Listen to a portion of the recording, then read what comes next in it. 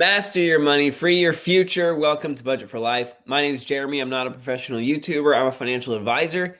This video is not financial advice. In this video, I want to kind of go back through my Q3 estimates, which at a super high level, right? Most recently, I've estimated 1.345 billion in sales for a gross profit of 351 million.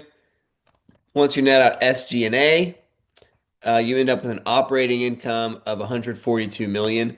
I want to kind of look into this from the lens of this margin tab that we've been building out and just look at Q2 to Q3 and do I come to the same conclusions? Do I think that margins might actually be a little bit higher or lower? Obviously, we will find out a lot about digital power packs and their total actual splits once the numbers come out on Tuesday, but I want to get maybe a little refreshed look at my estimates. Before I get into it, thank you to those who have subscribed and congratulations to those who have subscribed. Thank you to those who have joined and congrats to those who have joined. The goal of this channel is to create win-win-wins. Win for me, win for you, win for the company, and win for those that are super apish about GameStop, and win for those that are super skeptical and maybe, or even those that don't know anything about the company. The goal is level-headed fundamental analysis of the company. If I can do a good job of that, then ultimately it's going to work in the company's favor and in my favor because I own shares and the company right now is fundamentally undervalued. So I do appreciate all the support. All earnings go to DRS Book GME shares. Building the Budget for Life Infinity Pool. So I'm not going to dive back into the rationale for my original projected numbers. I'm going to kind of go off of these projections and kind of reassess the margins and look at how the split of that revenue could come. I'm going to start with software because quarter over quarter, I'm projecting basically a $50 million bump in software sales. And I think that bump is mainly off of basically the theme here is video games sell post new console, right? The first thing people are going to get when they get a new console is the console, but then they're going to continue buying games and accessories for that new console in subsequent months, right? And so what I'm expecting is overall accessories to grow meaningfully in compared to new consoles, and also for the entire software business to grow. Maybe PC relatively stagnant, maybe slightly shrinking as a percent of sales, but new, used, and digital, I expect all of them to kind of share that $50 million gain equivalently between them, right? Proportionally according to how they've been split. And so that PC software, right, does it go from 8.2 to 9 million? Maybe. And then that the rest of that 205, it's basically how do we take the 196 left and just give it similar ranges of value. And if you do that, 196 25%. Okay, so actually a little bit higher, something like that for digital.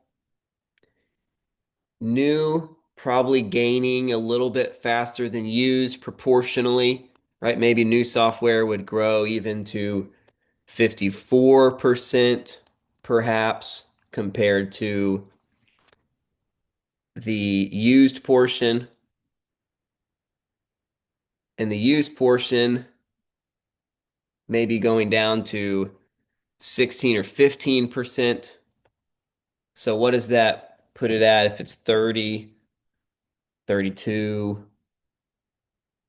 Maybe let's go something like this for how I would split up that 205.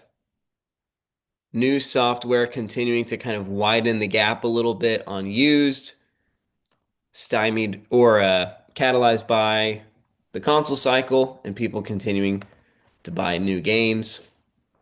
But console cycles also do grow the used game business. right? And you see that, right? The used portion goes from 26 to 31 quarter over quarter. The new goes from 80 to 112. So this is basically, is Pokemon Z to a meaningful needle mover, right?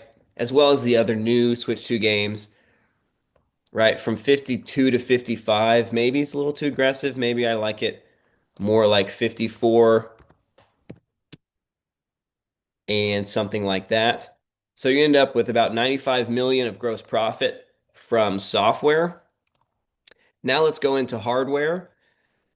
So it's been reported by Nintendo that Nintendo's Q3 sales of Switch 2 lower than their Q2, right? The pent-up demand for Q2 was greater than what they sold in Q3. Now, Nintendo is not the end retailer. They are distributing to retailers, right? Retailers are buying from Nintendo. So that's one reason why Nintendo's numbers aren't as informative as we would think. Also, GameStop's Q3 does not line up with Nintendo's Q3, which works, it kind of cuts both ways. So Nintendo's, like the Switch 2 sales that GameStop reported was June and July, whereas Nintendo's Q2 ended in June. So Nintendo's 1 month of June sales was greater than their July, August, September sales put together. So you might think that new consoles could actually come down a bit quarter over quarter, even though GameStop's Q3 includes October, which you would think a little bit of that holiday sales would start to trickle in. It also is going off of a base in Q2 that includes June and July, right? So again, how much of holiday is put into October, and then how much of Nintendo sales are lumpy based on the fact of pre-orders, retailers trying to get as much as they can, but it doesn't mean that the retailers are selling out at the same rate that Nintendo is selling out, right? There could be retailers that bought a ton, right away, but actually their into consumer sales have been relatively steady or growing throughout the months, right? So I'm not expecting a large drop off for those reasons from GameStop's end, but I think new console sales might actually come down a bit, maybe down to 305, maybe. That might be too aggressive, but let's see how it looks. 46%. Yeah, there's just no way I mean, obviously my total sales number could be too high. If new consoles are down all the way to 305, you would think that 665 might be a little aggressive, which it could be a little aggressive, not 510. But if it's 310, right, a little bit flat, um, or closer to flat, I don't know. Anyways, we'll uh we'll circle back on it. Maybe I want to shed a little bit of this down. What if I go down to 660, 655, 6 oh, am I going the wrong way? 645. Hmm, it's interesting. Let's I'm gonna put it back where it was for now and keep playing with the numbers. Use consoles and accessories. What would you expect? You would expect both of these to grow, right? There's no reason these would slow down. There's no pent-up demand for these. And in fact, after the Switch 2 launches is what helps continue to catalyze some of the growth and demand for these lines. And so you would expect used to continue to grow quarter over quarter. And if we put this at 148, that narrows the gap a little bit. Probably it's actually maybe a little higher than that. I don't know. Obviously, these are all projections. I consider this model to be most helpful once we have the numbers to then be able to discern what are the margins for GameStop's business lines rather than for this to be my primary like predictive method. Um, but an extra 15 million in used console sales, and I would say probably maybe an extra 20 million in accessory sales, right? maybe at like a 146. And where does that put us? That puts us at 612 altogether. So yeah, I'm feeling like I might be high on the hardware number, depending on obviously what happens with the Switch 2. But basically, I've become convinced that perhaps the Switch 2 sales are not as aggressive quarter over quarter, and that more of that is going to be lumped into GameStop's Q4. But I think a decline might, I think a decline might still be too conservative. I don't know. I kind of want to narrow the gap, say just a $5 million decline on GameStop's end, but still some growth on used and accessories. Maybe a little bit of growth relatively within electronics.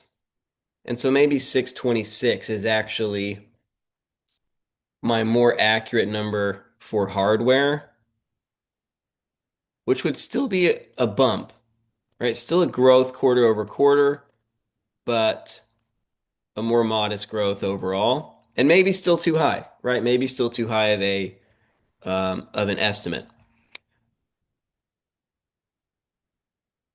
Oh, 625.4. Okay, fine.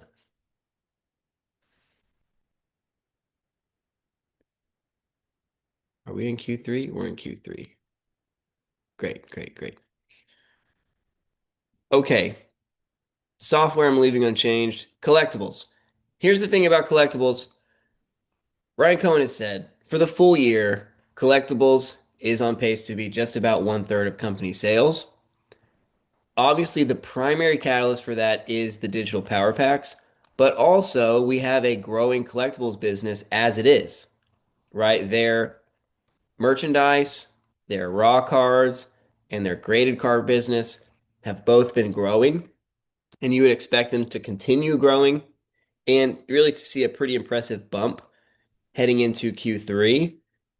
My anticipation was that basically 275 to 300 million would be what you would expect to see in the basically the graded cards plus raw cards, and that the rest would come from digital power packs. Now, how do you split that?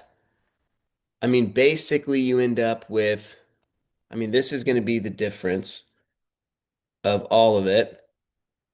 D74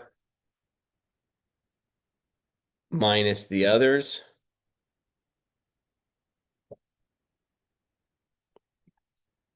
But I think you keep that proportion relatively accurate, relatively consistent, right from the raw cards to the graded cards. But I do think the graded cards is growing faster than the raw cards and more scalable. And so maybe, again, I had them going from 25% of the business in Q1 to maybe 28% of the collectibles business in Q2. So could they go to 30% in Q3? It's possible. And again, we'll know with more clarity after the numbers come out. But I would say I think this is the more scalable portion of the business than just the raw cards. But I could be wrong, of course. So to get this to 275-ish, I mean, you end up with, I mean, obviously this is not that helpful for now. Are we at what? So basically, this is 78 and 28 are relative to each other. So that's kind of what I'm interested in.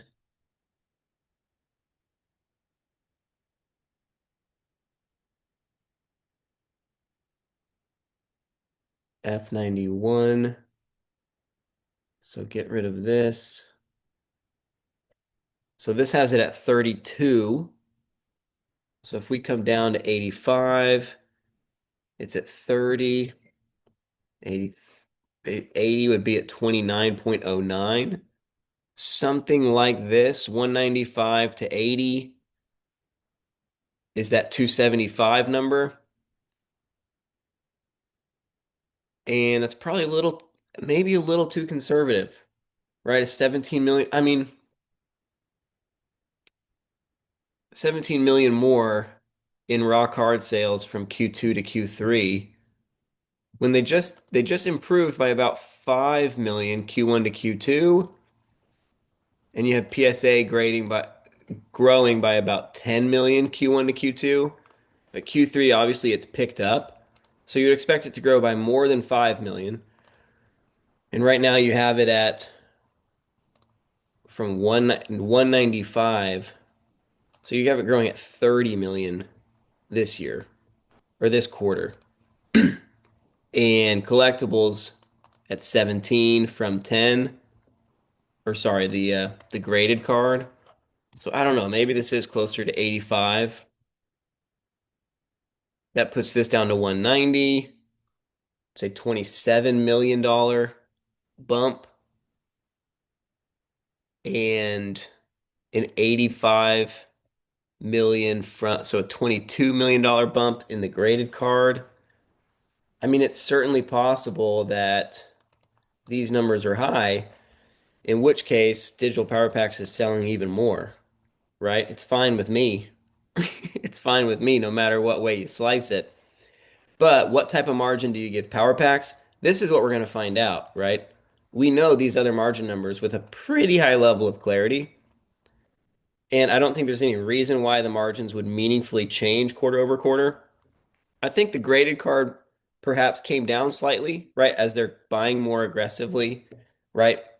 That certainly is plausible. Um, but other than that, there's really no reason why these numbers would be substantially less. Digital Power Packs, as a placeholder, I've said 10%. And we'll know, right? But if I was just looking fundamental quarter over quarter, this is about what I would think. And overall, I have, as a result, revenue coming down by about 40 million, right? D72.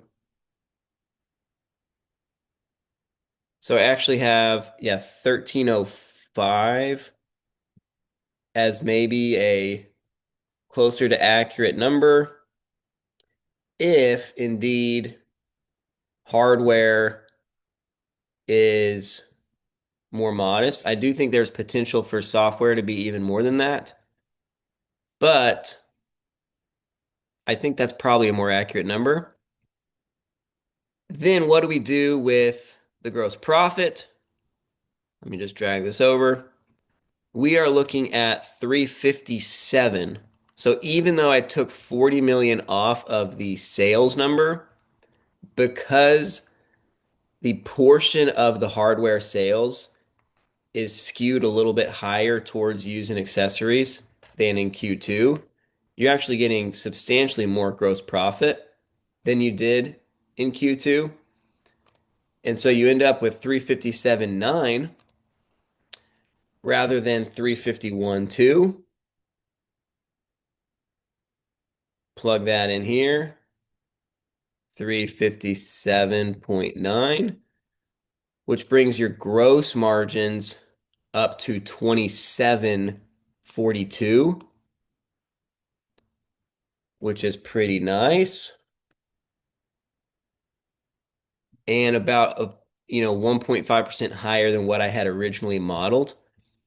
Would I project any difference in SG&A based on this margins outlook?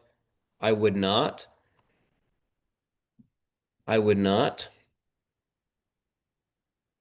And so operating income actually bumping up by about $6 million.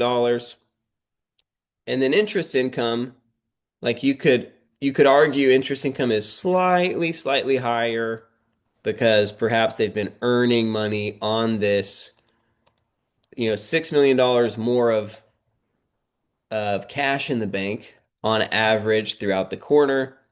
Were they earning interest on that as well, right? Did they roll some of that money into T-bills? It's certainly possible. And if you got on average, I forget what the average was for this quarter, but something around a 4% annualized return on $6 million dollars. That's $240,000 a year, but you divide that by three, and that's $80,000, right? But that's if you had the whole 6 million for the whole quarter. So if you only had on average $6 million more throughout the quarter, right? You finished the quarter with 6 million more, but after the first month, you had two, and then you had four, and then you had six, right? It's just barely probably $50,000. So again, maybe you bump up 100, like maybe that bumps the average up just slightly on interest income from 92.8 to 92.9, which then maybe bumps, right, the total cash pile from 220.7 up to 227.5, right? So now you're looking at $7 million more in earnings, basically, and assuming that that drops into their cash from there. So that's about what you are looking at as far as GameStop's balance sheet and earnings. Coming down on sales a little bit, coming up on margins. The net impact is $7 million more in gross profit and operating income, and therefore net income. Super excited to review this with you guys and ultimately to look at these numbers once the real numbers come out. Because right now, all of this is gray as can be, right? We do not know, right? But if I did it like that, it'd be very hard to read them. So I'll leave them black.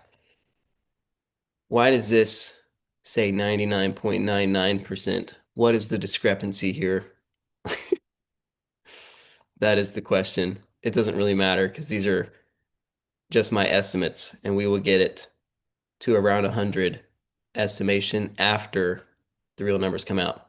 Okay, if y'all learn anything, drop a comment, leave a like. You have any other thoughts? You feel like anything's way off base? Would love to hear it. And obviously, we'll have the real total hardware revenue, total software revenue, and total collectibles revenue. And then we'll have the total gross profit and gross margins. And so we will be able to have a good idea on, okay, is perhaps Power Packs, much higher margin or lower margin than we thought? Are new consoles and or using accessories a much higher or lower portion of the hardware mix than we thought? We'll be able to distill it down together. Really excited to do it. All right, that's all I got for y'all today. I'll see you in the next one.